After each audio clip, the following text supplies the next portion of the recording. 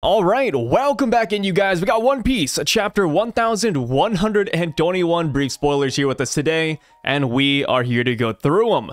So with that being said, my name is Sai, and let's just get right to it. All right, so to kick things off, the first bullet point says, the Sunny is near the Elbaf ship now. And as we saw in the last chapter, Saturn was also on the Elbaf ship. So the Saturn part is nothing new, but as far as the Thousand Sunny goes, this is pretty big, right? Because last chapter, they're flying down. We didn't exactly know how they would land in the sea safely. Nami did contact Sanji and tell him to do something about it. So I wonder who actually mitigated the fall. Was it Sanji? Were the waves perhaps not as dangerous since Luffy is bouncing them up and down? Not too sure, but either way, the Sunny is confirmed to be safe. So the next bullet point, though, says that Luffy jumps and punches Saturn, sending him flying. But that is when Scotch Informer, who is the leaker this week, comes in with a correction to this point, and he says, actually, Luffy encourages Bonnie to attack Saturn. She then transforms into Sun God Nika mode, and Luffy and Bonnie do a combo attack, sending Saturn away in small crumbs, which I just gotta say is pretty damn cool. Because if there were a character I would want to land a, quote, final blow on Saturn, it would be Bonnie, right? I mean, Saturn is the reason why her family and herself have suffered so much in the past. So her being the one to send him flying, or at least help send him flying, feels just right. As far as Bonnie going Sun God Nika mode again, I've been seeing people complaining that this shouldn't be a thing, you know, she should be tapped out of stamina. But the reality is that even if a character in anime is tapped out of stamina, they almost always can get back up for one final attack, especially when they have the support of friends behind them, like in this scenario where Bonnie literally has Luffy telling her to do this final attack with him. As far as Saturn crumbling due to this attack, though, I'm not too sure what that means. Like, do they like crumple him up like a piece of paper?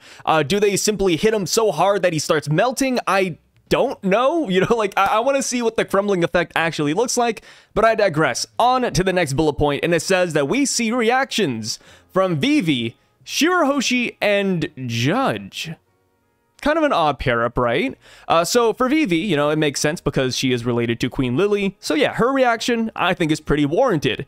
As far as Shirahoshi goes, you know, she's an ancient weapon. That's all good and dandy. But why did Oda include Judge here? And the reason why I kind of bring up this question is because the next bullet point, which says that Vegapunk discusses the ancient weapons and mentions the fate of the world hinges on he who obtains the One Piece, which I think is really interesting, right? Because as we go on in the story, the One Piece is becoming more and more clouded in mystery, because at first it's like a penultimate treasure, right? And then we get the Roger flashback and it's like, boom, Joy Boy also left a joke there, you know, something that Roger got to and laughed at with his crew. But now Vegapunk is like, hey, whoever finds the One Piece can essentially save the world. And it's like, yo, what does that mean? Like, is it supposed to be another ancient weapon? Is it something that can stop all the ancient weapons? Or perhaps, is it something that can bring down the rising water? I have no clue, because if it is that, right, like let's say it is something that stops the ancient weapons or, quote, saves the world, why did Roger laugh at it? You know, like there's so many questions here, and I feel like the more we learn about the One Piece and the more we learn about the world of One Piece, the less it makes sense. I do feel like this is a good mystery, you know? You don't want to be able to guess the ending right off the bat. So going back to the reactions we got from Vivi, Shirahoshi, and Judge. As far as Judge goes, that, again, is an interesting character to add into this group. Because, you know, just going back to the Vinsmoke logo, it is that of a giant bird. We don't exactly know why they have this logo, but ever since we first met them, people have been making theories that maybe they're tied to either the Gorosei, maybe they're tied to the world government, or perhaps that is a symbol of an ancient weapon. So Oda, by adding Judge into this group, could give that theory more credence, but of course that is completely just speculation. Either way though, Judge is going to have to be important in the final saga. We don't know how yet though, right? Because he and Caesar just formed Neo-Mads. You know, they were after Vegapunk. Vegapunk has died. So, you know, it kind of does make you wonder how Judge will have a resurgence in the story. You know, will he go after an ancient weapon? Does he perhaps have inklings of the Void Century under his belt?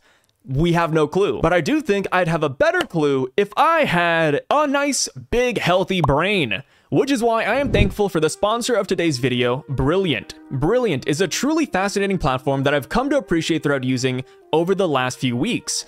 To easily sum up what it is, it's a tool to help you learn new skills and sharpen your mind. And quite honestly, I'm in love with this, and using Brilliant on a daily basis has become a part of my daily routine. Brilliant never once has ever felt like a chore, as they've made learning easy, accessible, and engaging with their interactive app and website. There are a variety of subjects you can tackle there as well, such as statistics, data programming, science, mathematics, and more. While all these topics may seem daunting to learn at first, Brilliant has made penetrating these subjects as easy as can be, and their learning system, might I add, is almost always interactive, which makes the entire process fun. My favorite part about what Brilliant offers is that they even have a mobile app, and all their courses have been formatted for it as well. Brilliant even gamifies your learning by offering experience points and achievements when completing courses. So now, at least once a day, I boot up Brilliant to chip away at a course and learn something new. It's like a nice workout, but for your brain. And this isn't just superficial either. If you work in data programming, for example, then the stuff you learn here can help you be better at your job. I just recently completed a course on LLMs, or large language models, which helped me learn more about AI and how those systems work. And that's a key thing to know of nowadays, since AIs are becoming more and more prevalent as time goes on. So if you're interested, you can try everything Brilliant has to offer for free for a full 30 days by visiting brilliant.org/SYV, or by clicking the link in the description below.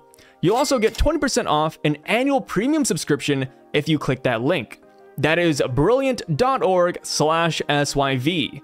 Thank you, Brilliant, for sponsoring this video. Alright, so now back to the spoilers. The next bullet point says, we see reactions from major characters like Emu, the Revolutionary Army, Aokiji, the Marines, I like how it just says the Marines, and then some new characters, Dragon, Shanks, Buggy, Mihawk, and Crossguild. Yo!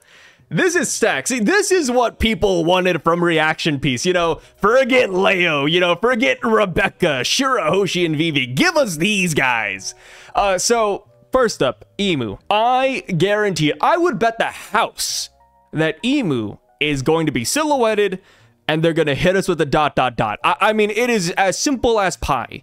As far as the Revolutionary Army goes, I'm more so interested to see what they're doing. Are they still at Kamabaka Queendom? Are they just listening to the message still? That is kind of where I'm at. But yeah, I think the Revolutionary Army might give us some insight as to what they're going to do next, especially given this new information, right? Vegapunk said, hey, ancient weapons exist.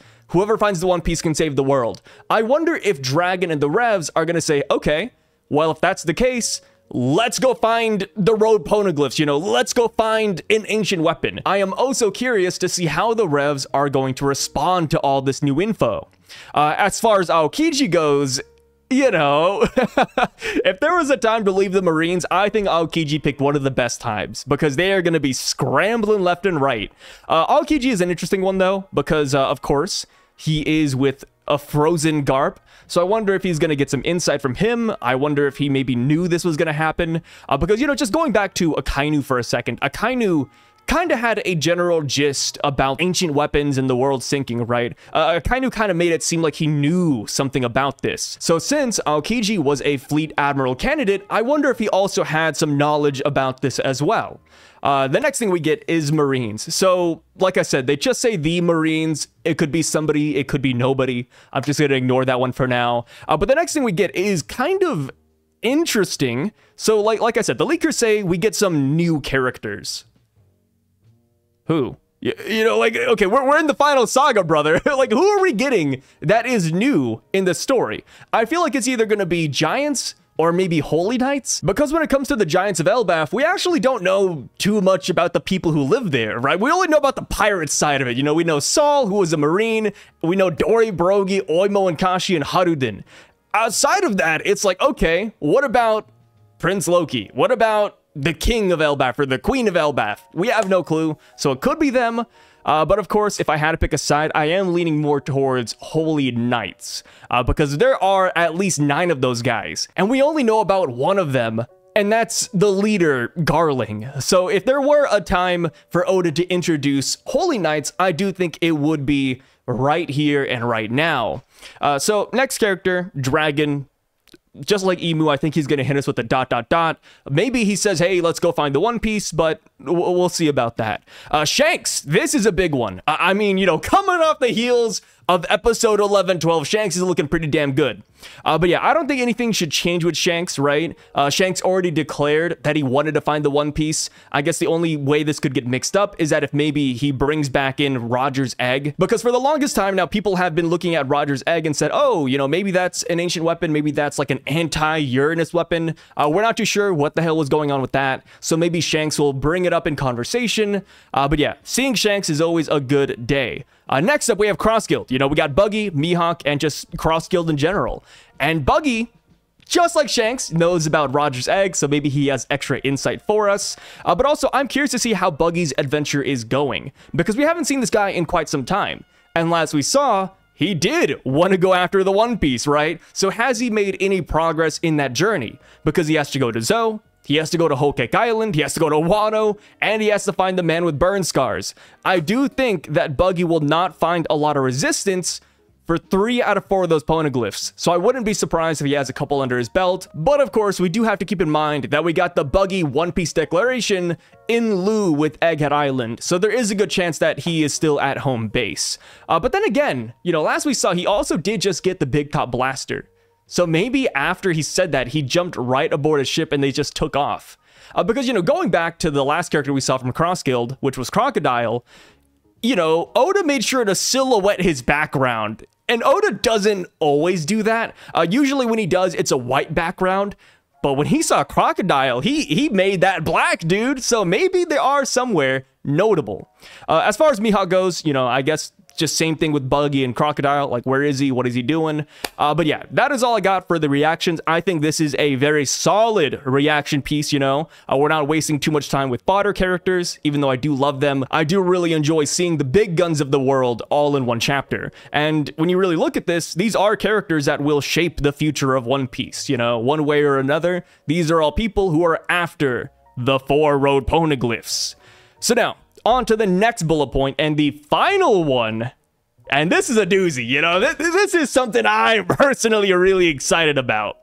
But it says that there is someone who appears that looks like another Garland and is listening to the broadcast. The Shanks family is here, boys. It's being expanded.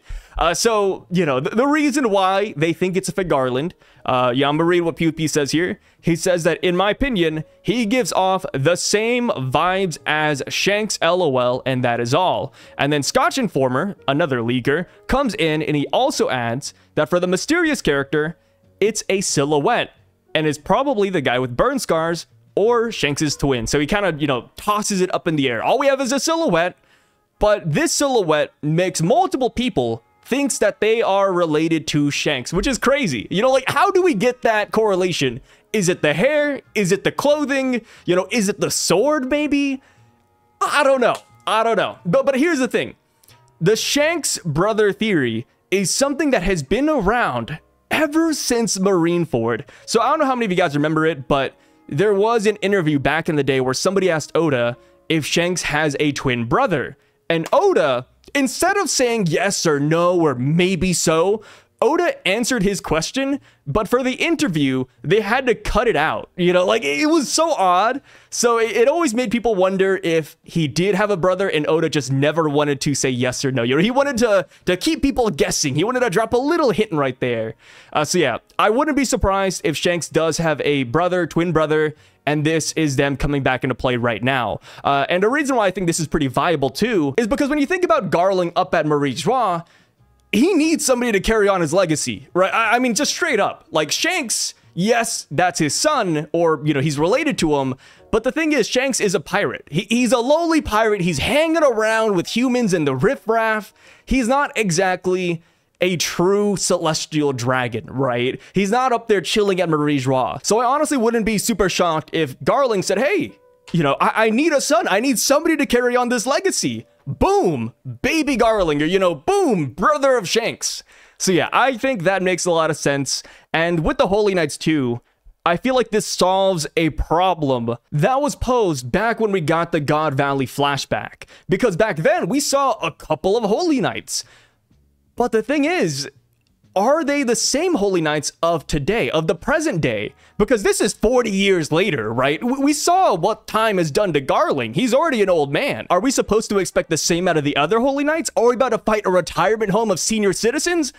I don't know. I mean, we already have that with the Gorosei. You know, how many old people are we going to be fighting from the Holy Land? So I think it does make sense that this is another for Garland. I think it makes sense if this is another Holy Knight, you know, the next generation of Holy Knights per se. I think that's awesome. But yeah, that is all I got for today. Thank you guys so much for joining me on this adventure. I really, really freaking appreciate it. Let me know what you guys think about the final character. Who do you think this is? Do you think it's a Garland or no? Do you think people are jumping the gun with this assumption? You know, of course, we don't know what this silhouette looks like, but if 2 out of 2 people say it looks like a Shanks Twin or a Shanks clone, then I kind of trust that, especially when it's leakers who have been with One Piece for a very long time.